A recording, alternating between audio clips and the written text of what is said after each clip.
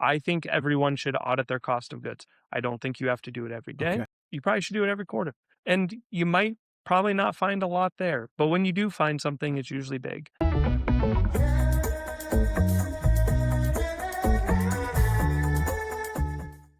Welcome, everyone, to the IGQ podcast, where we discuss pharmacy supply chain and the pharmaceutical industry that drives it. I'm your host, Jason Mills, and today we're going to be discussing a term that very much became an important term as I was coming up in my career as a pharmacy supply chain manager, and it remained one of those critical components of our hospital strategy while I was still managing our pharmacy supply chain. Now, the term that we're going to be talking about today is a term called COGS. It's going to be COGS for this whole call. So just set your feet. But what that technically stands for is cost of goods sold. We're going to get a little bit more into that because if you have an accounting or a finance background, you might think you know where we're going with this discussion. But as I learned very quickly, how it's used in pharmacy is a bit nuanced. And because it isn't something that can be really easily defined, that means I got some questions. So to help me with this terminology and to plumb the depths, or as much as we want to anyway, of COGS, I've asked my friend Robert Rose to join me. And now Robert graduated from Ohio Northern College of Pharmacy before completing a 2-year residency at the University of North Carolina. From there, he held leadership positions by both the University of Kentucky and Cincinnati Children's Hospital before he decided that his skills would be better utilized at QuicksortRx, where he can help everybody. So, Dr. Rose, welcome to IGQ. Jason, thanks for having me. This is the topic that I got some exposure to in residency a little bit, and you think Sure. you know a little bit in residency.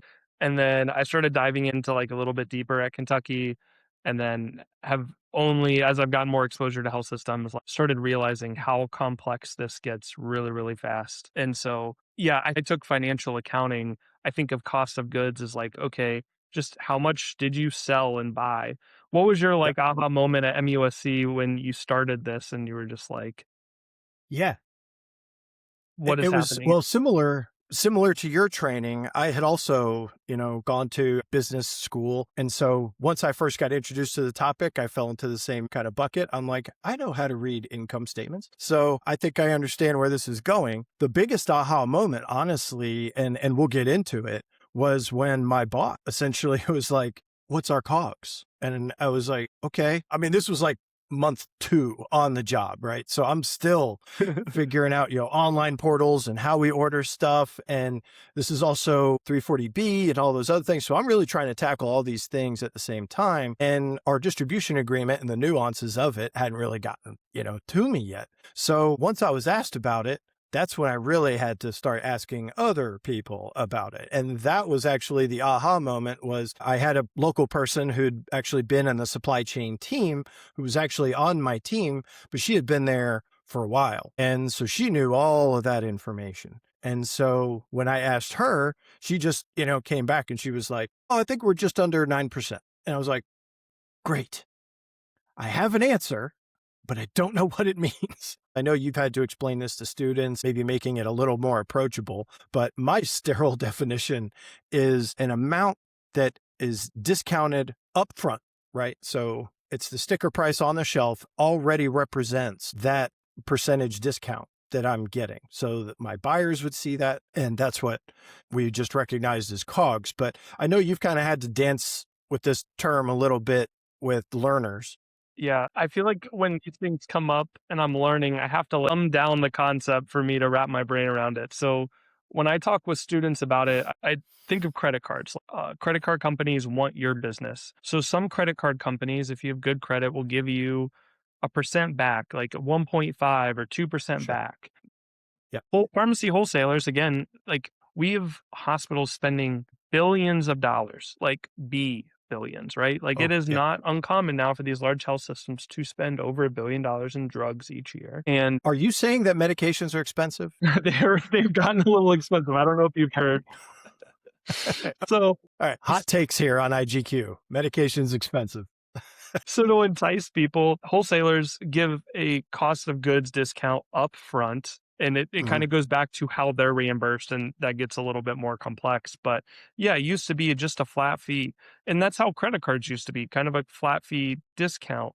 But Mhm. credit cards now, well, it's 3% on groceries and maybe 4% on restaurants. And Right. wholesalers, Okay. very similar. Like it used to be, back in the day, 6% or 7% on everything. Now Yep. it's a lot of these modern agreements, it's 7% on this account, but your 340B account might be different, which might be different than your WAC account. Right. Or we think of GLP-1s, or as new classes emerge, right, there becomes different things. And so as think of whatever you think of your credit card reward system being complicated, it only gets more complicated when you're managing $1 billion plus in pharmacy spend. Sure. It can feel confusing, and I don't know, and possibly, and it only gets more confusing over time. Well, I think there's a couple of things that just have come since I took my first day as a leader in a pharmacy supply chain role. So that flat percentage discount, that was my first distribution agreement.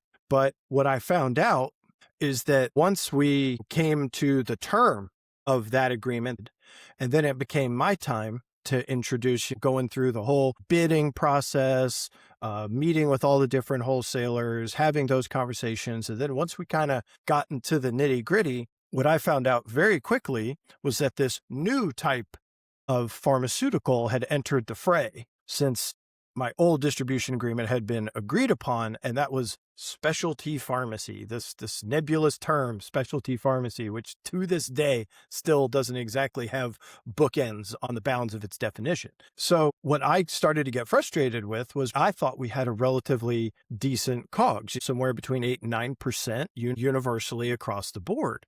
Well, what we found was when we got to the table, all of the wholesalers now had like etch-a-sketched that whole plan. And now there was these different segments, right? And it was like, oh, well, for these types of purchases on these types of accounts, you would get this percentage discount. But because I was new at this, I felt like I was getting taken advantage of. Right? They were like, Yeah, oh, well, for these specialty pharmacy things, it's going to be 3%. And I was like, whoa, I'm getting to the cleaners, new guy on the street. You yeah, know, why, why am I, suddenly feeling like I'm a victim here? Now, maybe it's fair to take a step back and kind of figure out a little bit about like, from the wholesaler's perspective, maybe that made a lot more sense. Maybe I was actually saving more money with this new arrangement because we were getting more into specialty pharmacy. So right. when we were in this kind of contracting piece, I didn't even recognize it as a thing that I had any ability to navigate. I just thought it was kind of like when you sign up for a credit card.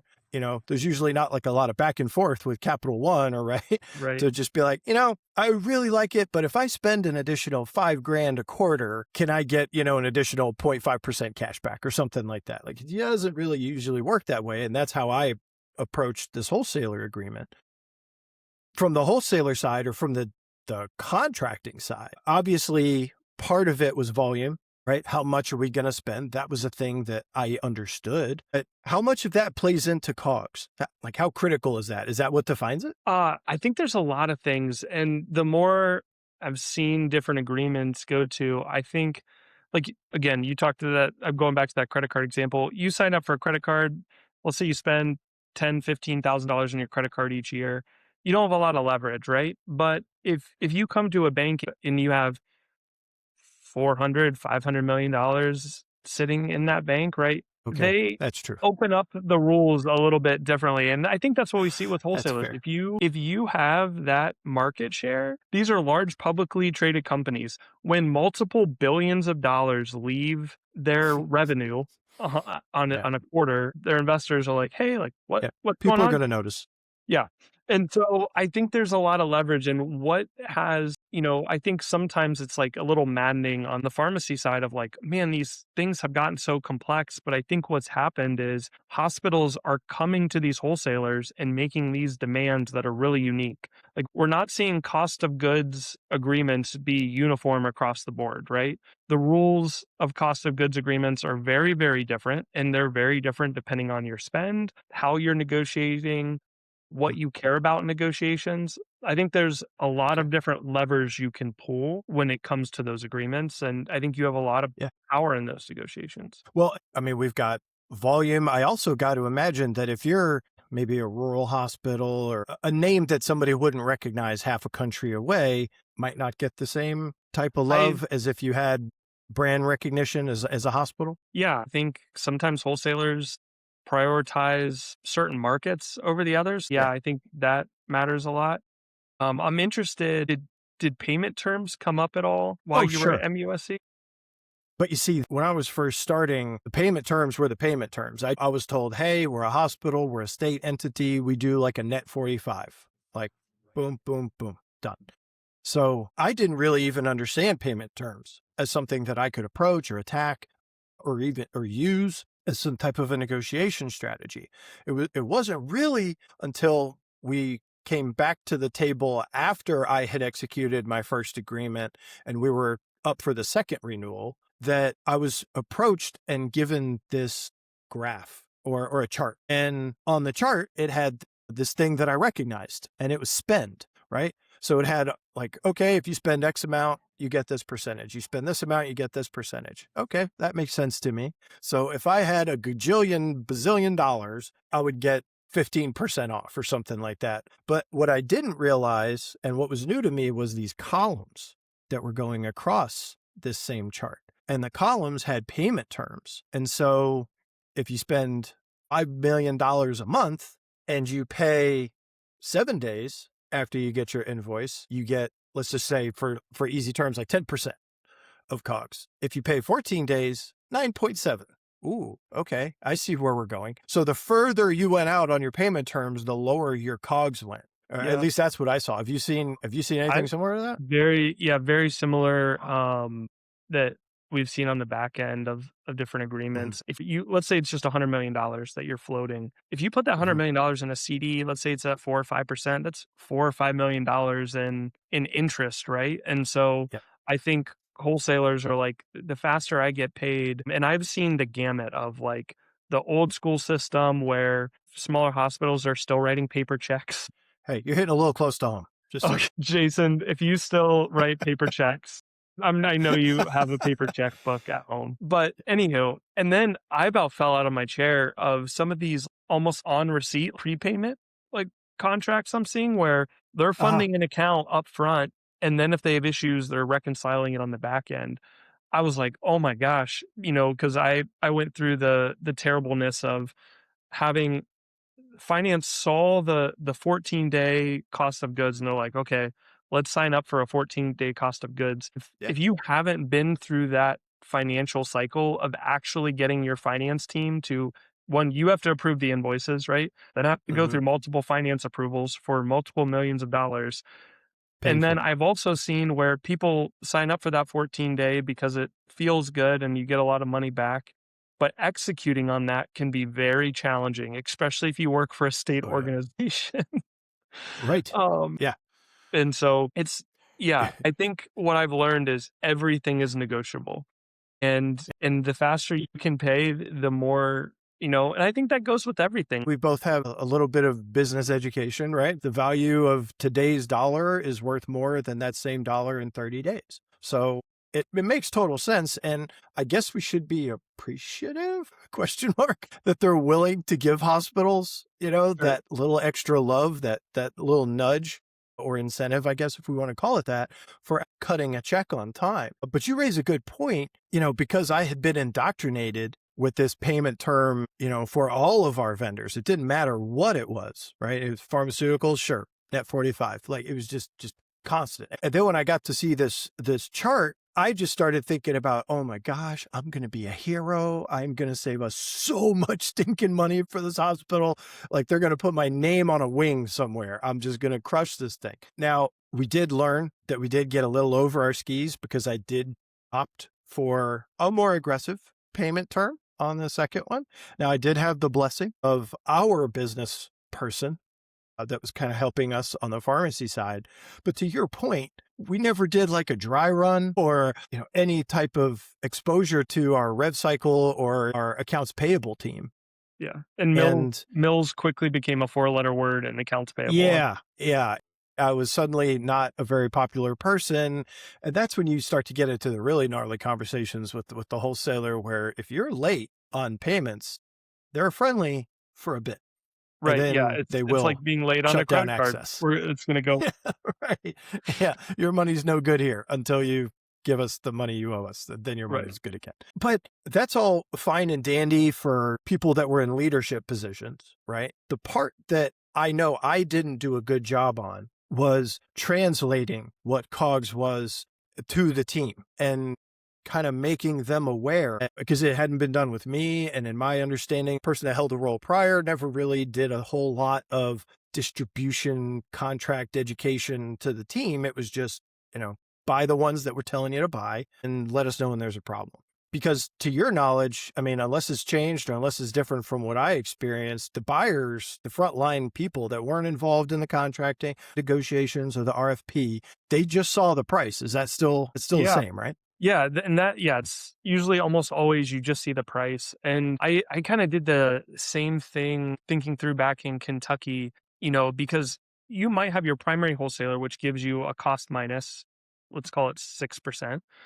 Hmm. And your secondary wholesaler is going to operate often on a cost plus. So if you have $100 Ah, product and you log into your primary wholesaler, it's $94. But if it's yeah, cost plus 10%, I'm throwing out a random number, it may not sure. be relevant. The other wholesaler, it's $110. And so if you just wait a day for that product to come in stock on a really expensive item, it Yeah, might be worth just waiting an extra day and saving that 15, 16% spread between the two yeah. products. And, you catch it on a couple big numbers that come through and you're like talking to your buyer like, "Hey, let's just wait for this to come in stock. We had plenty of stock." And they're like, Mm, "I didn't see the price difference." Yeah, it's kind of one of those moments where you step back and you're like, "Oh, wow, I probably could have done a better job educating my team that's buying it and like knowing what to look out for." yeah. Yeah, hindsight's Well, 2020. because it's because there were things that I did take forward and held the team accountable for. So I did do some education about what the new terms were as far as wholesaler compliance programs, GPO compliance programs. So we definitely communicated that these were things that they needed to look at, if there were any changes, if anything got snarled in channel. I never had that conversation where it Yeah. was, hey, when you go from our primary, let's just say that that's unavailable today for whatever reason. And then they had to go to the secondary. I know I used to hear something like from buyers all the time. They'd just be like, well, normally I would just go to our primary because it's cheaper. They sell it cheaper. It's like, no, they don't. They're giving us a discount on that side. And when we have to go to our secondary or our tertiaries or whatever, you are going to see it increase. And that's an important thing for a buyer to know. There might be some judgment that they can execute based on availability and pricing. Can we wait another 24 hours? How critical is our inventory? Do we have a patient need that's going to trump that 16%, 20% swing? There's a lot of opportunity that sits in that buyer's chair. But what occurred to me when you were telling me that was it's also telling if they go into the secondary wholesaler and they see that there's an NDC that's less in price than the primary wholesaler. So like that should be news. Yeah, there's a contract that's misaligned, and we've really started getting into auditing of COGS, which is something that I didn't do in my role because it was just flat across the board. But now that there's 35 different buckets on three different Ugh, account types, and they might you're be hurting my heart. variable versus class of trade, right? I just Yeah. listed three different ladders of rungs that can get wrong. I've spent a lot of time now diving into. I think everyone should audit their cost of goods. I don't think you have to do it every day. Okay. Don't think you have to do it. You probably should do it every quarter. And you might probably not find a lot there, but when you do find something, it's usually big. And especially like going Haha. back to the payment terms and things like that, I've been surprised to say the least on just looking, I guess. Once I heard what you had started doing, in my head, it made sense. It was like, surely all of those purchases, all of those drugs that get purchased, something's messed up, right? It's Yeah. never perfect. But what I was surprised by was some of the findings that you had initially. I know you worked with an academic medical center with a very popular wholesaler, and you guys kind of did a little bit of a deep dive into that. My understanding is not really done much there either. I don't think anyone is doing like, I Yeah, don't okay, know. yeah, I mean, there's a few that will audit right when they go live, but we're seeing cost of goods changes now that are dependent on different compliance metrics. They might change quarter to quarter. So, like, it used to be your cost of goods was flat for the entirement of your agreement, but now yeah. there's more tiers that drive up and down. And if you're not auditing that up and down, you could be leaving money on the table. And it's few and far between. But when you do have a hit, it's a big one, and to be honest, it's a lot of work, like, and it's not pretty. Obviously, I work for a software analytics company, that's what we do full time. There's still a lot of, like, manual stuff that I have to go and dig on Mm. and do, and it's not pretty, but when you do find it, it's, like, the most rewarding. It's kinda like when you would find an overcharge, it does feel good to, like, find those big savings opportunities and come back to finance Yeah. team and say, "Hey, you got a little bit more cash to play with this quarter due to a refund." I mean, it's just like anything else, right? A small percentage of a big number is a big number, and depending on the item that's potentially being overcharged, how long it's been overcharged. So, if I'm remembering this correctly, we already had a relationship with this hospital that you were working with, but they had recently executed an updated distribution agreement, right? Correct. Yeah, and I also wanna say that there's no wholesaler that is perfect. I've seen these issues Right. across all of our major wholesalers, but yeah, it's like, "Hey, we had this old historic agreement that was very simple. Now every agreement I've seen that has been signed in the last 2 years is very complex, Yeah. and we Were you signed being it." hyperbolic when you said 35 buckets earlier? I just want to make sure because I've got a beta blocker on my desk here. Yeah, I exaggerate. I'm trying to think through. I would say, like, an average is probably, like, 7 buckets is what I'm seeing, anywhere That's still a lot. from 4 to 7 on, and variances between account types, GPO through WAC. Yeah, see, that's the part that's relatively new to me. So the segmentation based on medication type, I was there for the first iterations of that. But now there's even more emphasis on how you purchased it.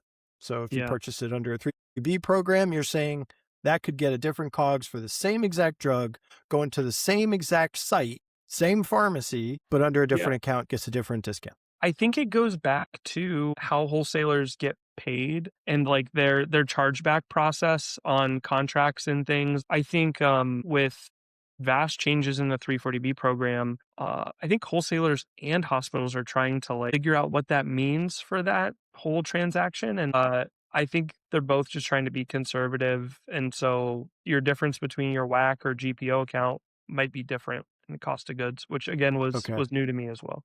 Yeah. I mean, again, 15 years ago, flat rate, current state looks like an EKG as far as like all the different rates that you can have, all under different, accounts. It's almost a maddening way of thinking about it because, one thing that doesn't happen a lot, I wouldn't say it's common, but it's not rare either, is that when a hospital is participating in the 340B program, maybe they execute a purchase for Lipitor. We'll just use something basic, but they purchased it under a 340B account. If they determined that that purchase was made on the wrong account, right? They're like, oh, shoot, we should have been purchasing that on the inpatient hospital account, not the outpatient hospital account.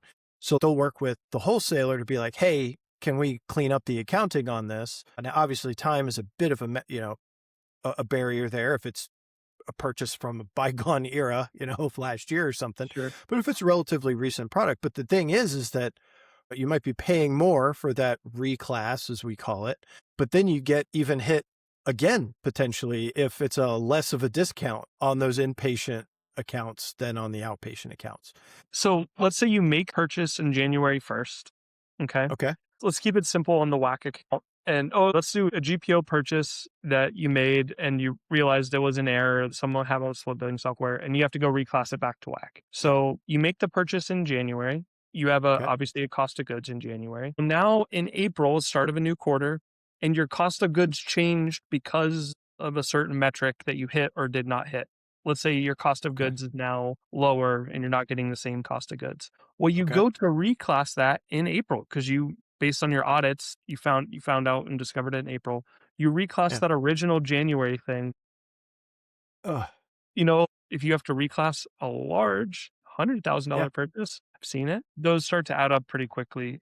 And so it's like the new frontier of things that I've gotten asked from hospitals. And Yeah. honestly, like it's been a hard thing for wholesalers to keep straight too. And I want to defend wholesalers here a little bit. I think sometimes Yeah. wholesalers want to keep it simple and straightforward for themselves. But when you have Yeah. somebody that's asking you for custom things, I think wholesalers have bent and created some complexities that their health systems have asked for. It goes both ways there a little bit. And so it's been a mess. I mean, I'm right there with you, right? This isn't an anti-wholesaler piece, but I think the reason why this is drummed up so much is interest. It's not because it's a new term, as we've already defined, like, but what occurred to me as you started to get more involved into these analyses and having these conversations with hospitals was I had no metrics around it whatsoever. I had no self-imposed compliance audit, anything that was saying, hey, we should be checking these percentages, we should be checking these discounts on some type of cadence. Since you have started getting involved in this, has that reframed it for you? For maybe somebody that's hearing about this for the first time, and now that they're going to not sleep tonight because they're just like, crap, I totally didn't even think to check that stuff. Do you think it should be like a fixed key performance indicator, like a KPI that gets Yeah. measured frequently, or just when we sign a new contract? I mean, how much should we care about this? I think for old agreements, once a year, for modern agreements, every quarter. And it should be something Okay. that you're calculating on an ongoing basis and auditing like those little buckets we talked about are the right drugs in the buckets. I've seen some hospitals say like look at those buckets and say, "Hey, we had specialty items in here and this product is getting a specialty cost of goods which is lower, but we don't consider this specialty." So there's some misalignment between Yeah. like what a wholesaler says is specialty and you should do some sort of modeling before you sign those agreements to understand, which I think is probably pretty traditional. Ooh, And I love that. I love this. Yeah. We should drill. yeah, it's a little drill, right? And Yeah. practice of what that's going to be. But it's what I do every single day. And I get to dive into the behind the scenes a little bit more and dig into it. But it's a lot of work. Like, and I think that's part of the reason that it doesn't always get done is it's like, hey, I might go through 1,000 lines of invoices and not find a Mhm. single error. And Yeah. again, that's going to help me sleep at night. But at the same time, like, man, I wasted 2 days going through all that data just to find nothing. It kind of feels defeating, but there's Yeah. enough money on the back end sometimes that it's definitely still worth doing it. And I'm biased. Like, I think you should automate it and have a way to detect it when it falls off. I would agree with that. I think if you do have a tool that can look at this, whether you use an analytics company or you have something else that you're using to help define that. Since I've had these conversations with you and I've seen some of those results, if I was in my old chair, this would be like what I'd be putting effort towards for this year would be getting a baseline. And then, after that, it'd be working with the wholesaler on those findings, right? It'd be like, hey, look, we've evaluated, 4 quarters of last year's purchases. These are the findings that we had. It might not change anything today, but I can promise you that I'm going to be bringing this to the negotiation table the next time it's up for us to discuss this. So I definitely could see a potential there. Robert, one thing that did pop up with a conversation I was having with a very good hospital, but they had a relatively junior team. They'd had a lot of churn and turnover in their supply chain department for the pharmacy side anyway. So they had a lot of new blood, very smart, very capable people, but they just hadn't quite figured out how to best purchase, like based on what time of day were they going to fire off those orders to the wholesaler? Were they just going to do, every day the whole inventory gets pinged and fire off an order, or do you do it by sections? I mean, there's many different ways, there are many different models that you can do to purchase, for medication in a hospital. But what we discovered was that in their distribution agreement, there was a section in there that stated if they had to place an emergency or a hot shot, that the COGS discount doesn't apply. Correct. And this got flagged because, we were doing an evaluation, we were looking at some of their purchasing, and I noted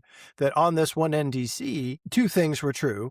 There were two price points that they had paid within like a 3-month period. There was, like $10. And then recently it had gone up to like $13 or something like that. per unit. Now, the contract hadn't changed. It wasn't because of like a quarterly price change under the 340B program or anything. So once we started to dig into it, the staff was able to look at the POs and they were like, we had to place this as a drop ship order or as an emergency order to get it, before 24 hours. And so that hurt my feelings. I think, because again, kind of going back to what we were talking about earlier, if that education had been put forward to the buyers, for example, that might change how they were going to be purchasing it. Because until we identified that, they were making purchases thinking there's no difference, right? It's Well, still the price is the price. yeah, the thing that would happen to me sometimes is I would call, like, this is like the times when you're at home eating dinner and you get a call from someone. It's a shortage situation, or you have somebody coming in for an infusion tomorrow and someone picks up on Yeah. the fact you don't have the drug. You're on the phone with the wholesaler saying, "Hey, I'm sorry, sorry, Right. you're doing me a solid, How but can we get this here? I need someone to drive a few Mhm. hours to get this to us." Yeah, right. And they'll have the conversation with us. Hey, like, it's a $600 fee or whatever that fee is Hmm. for based on your agreement. And sometimes I've seen where people get like 3 or 4 free ones per month or whatever. Everyone's different, Uh, but okay. yeah. Hey, you can bring that to the table next time you go into a There you go. negotiation. There you go. It's a nice one to slide in there for peace of mind. Yeah. Yeah. You get your free get out of jail card. You get 3 of Yes. them a quarter. Yeah, get 3 of them a quarter, that's hopefully all you need. But that's, yeah, something that I didn't think about either is, like, they're on the phone with me and you're buying a $100,000 drug and they're like, "Hey, it's gonna be $600 fee." I'm like, "Yep, I just need it tomorrow, I get it, I'll Yeah. pay it." But then I'm also losing 6 grand. That's something that's a Right. little bit different. Sometimes Yeah. it's worth it, but I think, yeah, just educating. Here's the thing that I would say to everyone. I don't care if you are a buyer. I don't care if you are a director. You can be a director of clinical pharmacy at a hospital. I Yeah. think you should read your wholesaler agreement. And it is long and it is boring and it's detailed. It's like reading, I'm telling you to read the fine print of your credit card company's disclosures, Yeah. but Yeah. do it. Like, I think you'll be surprised at some of the stuff that's in there.